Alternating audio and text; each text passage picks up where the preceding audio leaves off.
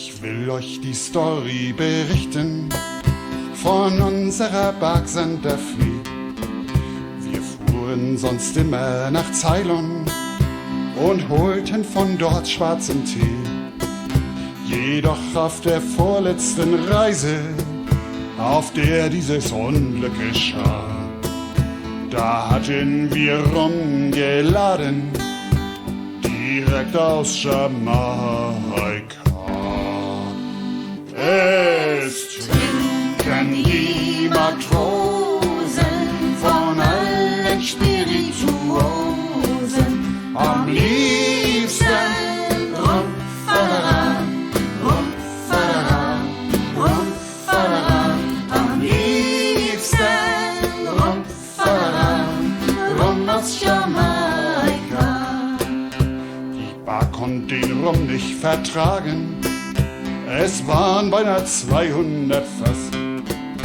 Die lagen uns bös auf den Magen, sie segelte dauernd verdross.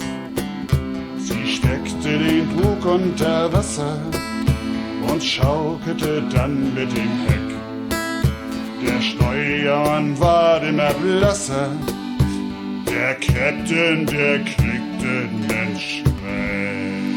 Es trinken die Matrosen von allen Spirituosen am liebsten Rum, Fadera, Rum, Fadera, Rum, Fadera, am liebsten Rum, Fadera, Rum aus Jamaika.